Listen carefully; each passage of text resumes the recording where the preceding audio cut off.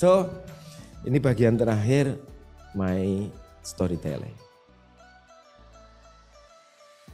Nih Pak, jadi storytelling itu nanti mengkolek ini data, disorted supaya di-explain jadi sebuah rangkuman wisdom gitu. Makanya at the end of the story orang bercerita mengenai what is the moral of the story supaya masuk. Oke?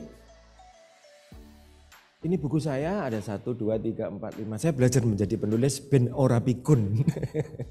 Jadi kalau aktif menulis, begitu kita diam, terus mengapa si Mahathir Muhammad itu 92 masih sehat itu? Karena katanya dia otak kita harus dilatih seperti otot kita gitu. Kalau kita diam mengkerut katanya nanti. Maka terus menulis gitu.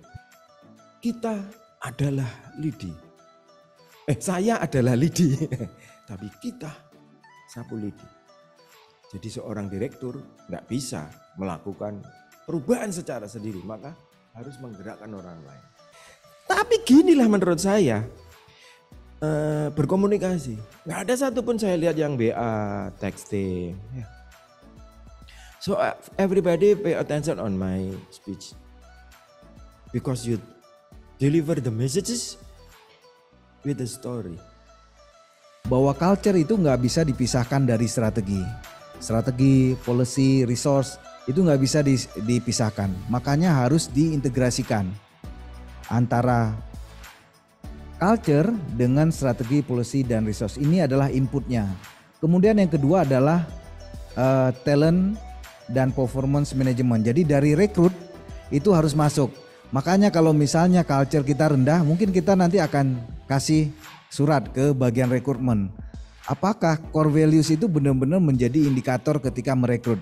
Karena beberapa best practice meyakini bahwa ketika rekrut berhasil, rekrutmen itu efektif, 70% pekerjaan SDM itu udah selesai katanya.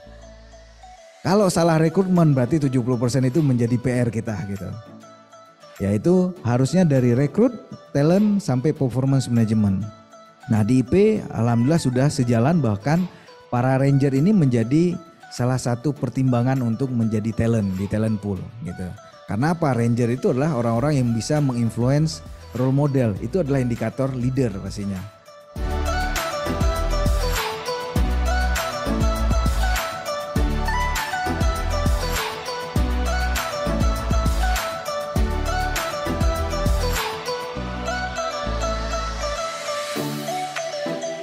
Saya kasih metafor ya. Penghuni hutan mereka berkumpul berdiskusi. Kira-kira keahlian apa yang perlu dimiliki penghuni hutan? Oh, hutan sering kebakaran. Supaya kita selamat berarti kita harus bisa terbang. Oh, hutan sering banjir. Berarti semua penghuni hutan harus bisa renang.